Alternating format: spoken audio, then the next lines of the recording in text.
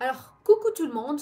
Ce matin, on va parler de drama. En fait, j'ai eu envie de vous faire des retours sur les dramas que j'ai regardés dernièrement. Avant de commencer un drama, je regarde toujours les avis des gens qui l'ont vu. Pour avoir une idée si je vais déjà aimer le drama ou pas. Donc, c'est ce que je vais faire ce matin. On va parler tout de suite, peut-être en premier, du drama populaire du moment, King the Land, que vous avez apparemment tous adoré.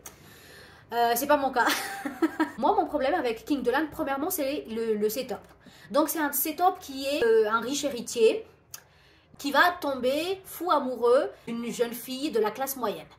Donc, ce setup-là, si vous avez autant regardé les dramas coréens que moi, ça, c'est un classique. Déjà ça, c'est pas nouveau. Et là, comme d'habitude, c'est un héros qui est torturé, traumatisé par des événements passés. Bien évidemment, ce serait au contact de notre charmante héroïne qui va changer. Pour moi, c'est du vu et revu et malheureusement, King the Land n'apporte pas quelque chose de nouveau. Tout le drama, en fait, va tourner autour de l'histoire d'amour entre les deux personnages principaux. Sauf que le problème, en fait, l'histoire, pour moi, est tellement forcée. Deuxième épisode, ils sont amenés à travailler ensemble. Ils se retrouvent à l'aéroport pour aller quelque part, pour travailler.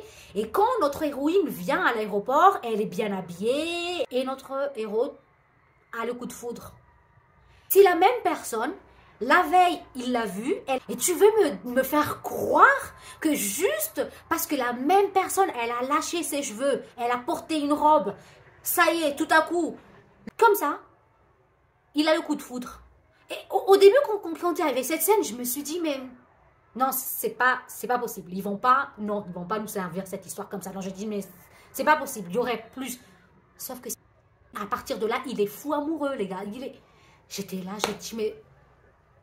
Alors, deuxième drama, Celebrity, que tout le monde aussi a adoré, sauf moi. C'est l'histoire d'une jeune fille qui passe de 0 à 1 million d'abonnés en fait sur Instagram et qui voit sa vie complètement changer, chamboulée grâce à cette opportunité. Et du coup, je pense que le drama, il veut nous montrer le milieu de l'influence à travers l'expérience de l'héroïne. Sauf que l'histoire qui se passe est tellement abracadabra que je me dis, mais c'est pas... Mais on parle de quel milieu de l'influence en fait. Enfin, je ne sais pas comment se passe l'influence en Corée, mais tout ce qui se passe, c'est plutôt Gossip Girl avec une petite touche de Pretty Little Liar sur un setup de Mean Girls de Lindsay Lohan. Toute l'histoire, c'est genre les petites guéguerres entre ces influenceuses. Voilà, celle-ci a posté ça et voilà, c'est une guerre. Je ne trouve pas du tout ces histoires intéressantes parce que c'est ça qui arrive. Et puis, il y en a une qui gagne des abonnés, il y en a une qui perd des abonnés. Même les intrigues, genre au début de la série, en fait, il y a notre héroïne qui revient, elle fait un live et elle dit, ouais, voilà, je vais exposer tout le monde. Et toutes les autres filles disent, mais comment ça se fait et tout, elle n'est pas morte. Le scénario est vraiment à l'américain, en fait. Voilà. Dans le setup aussi, il va te dire, ouais, je vais vous dire les secrets de l'influence, comment n'importe qui peut avoir, genre, gagné des millions d'abonnés. Et le premier secret qu'elle donne, en fait, c'est genre, tu trouves quelqu'un qui a déjà des millions d'abonnés et tu te mets en mode parasite sur elle. Sur Instagram, c'est pas parce que tu as genre un ami qui a 1 million d'abonnés que cet ami-là te follow, que toi aussi tu vas avoir 10 000 abonnés au bout de 3 mois, quoi. C'est pas possible. Donc je me dis, mais le truc sur l'influence, c'est pas un truc que je trouve genre crédible. L'histoire de perte d'abonnés et tout ça n'est pas intéressant pour moi.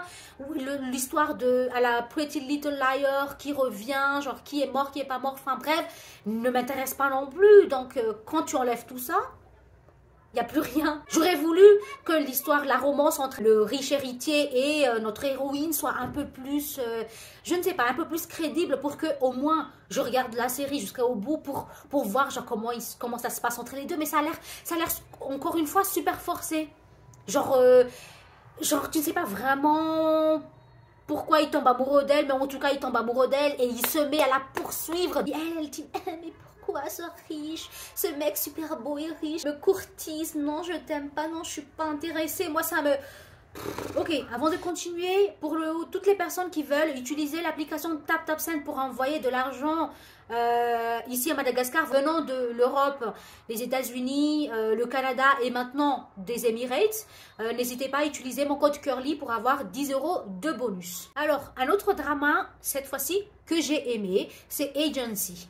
Premièrement, ce que j'ai aimé dans ce drama, c'est que dès que je l'ai regardé, en fait, tout de suite, j'ai été aspirée dans le drama.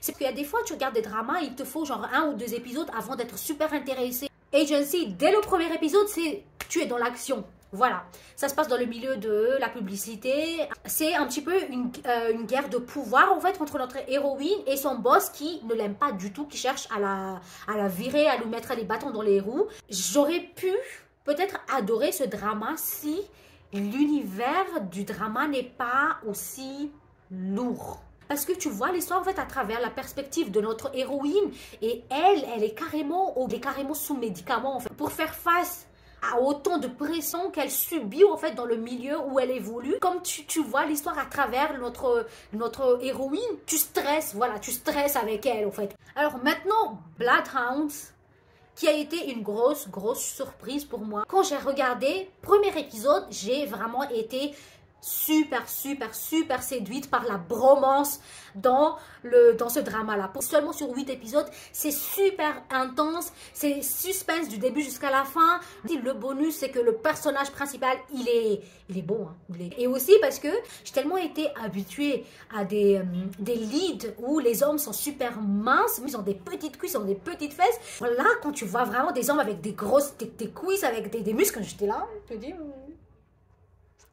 Maintenant, pour Dr. Cha, c'est un petit peu particulier. En fait, c'est une histoire de docteur. Elle a arrêté son travail pour s'occuper de leur enfant.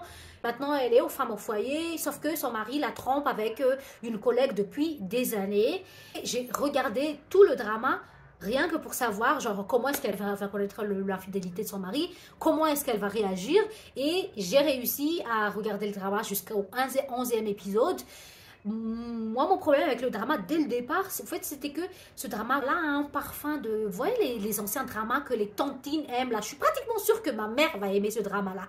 Dans la manière dont les personnages sont construits. Par exemple, l'héroïne, genre, elle est tellement gentille. Elle laisse tout le monde marcher sur elle. Même quand elle a raison et que la personne qui a tort lui crie dessus, elle répond pas. Elle est tellement gentille. Oh, mon nuit. C'est un drama, je pense, que je recommanderais à ma mère et à mes tantes. Puisque j'ai été tellement déçue de tous les dramas coréens qui sont super populaires actuellement, j'ai décidé d'aller chez les dramas japonais. Et quelle surprise! J'ai 2 dramas. Alors, Let's Get Divorced, premièrement. En fait, c'est un drama qui aborde des sujets quand même, on va dire, des sujets d'adultes, des sujets sérieux, mais de manière tellement comique. Ce drama m'a fait tellement rire. À chaque épisode, j'étais morte de rire. Si vous cherchez un drama super léger qui va vous faire rire, mais quand même, avec quand même une histoire sérieuse, je vous recommande Let's Get Divorced. Un autre drama japonais que j'ai commencé cette semaine, c'est Full Time Wife Escapist, un truc comme ça. Et encore une fois, à chaque épisode, j'étais par terre en train de rigoler. Alors, j'ai toujours dit en fait que Because This Is My First Life, c'est mon drama préféré dans le genre cohabitation. Vous voyez le genre de scénario où 2 personnages, genre un homme et une femme, se retrouvent à habiter ensemble. Mais devant la société asiatique, pour un homme et une femme habiter ensemble n'est pas convenable. Donc, le seul moyen pour les deux de continuer à habiter ensemble, c'est de faire un faux mariage. Donc, moi, je vous ai dit que dans ce type de setup, Because This Is My First Life a toujours été mon drama préféré. Et là, cette semaine, il vient d'être détrôné par ce drama japonais. Surtout, j'ai eu énormément de plaisir à voir la romance se développer entre les 2 personnages. C'était tellement bien fait, c'était tellement adorable. Franchement, je vous le recommande. Moi, en tout cas, personnellement, ça, c'est mon style de drama. Voilà, des dramas genre avec une histoire crédible qui se passe entre les 2 personnages principaux et surtout une histoire intéressante, au fait. Voilà. Alors, je vais m'arrêter là aujourd'hui. Sinon, cette vidéo sera trop longue. Dites-moi dans les commentaires si vous avez déjà vu l'un de ces dramas-là. Quel est votre avis? Enfin, si vous avez aimé ou pas, pourquoi? Sinon, voilà. N'oubliez pas non plus mon code Curly sur TapTapSend. Donc, voilà.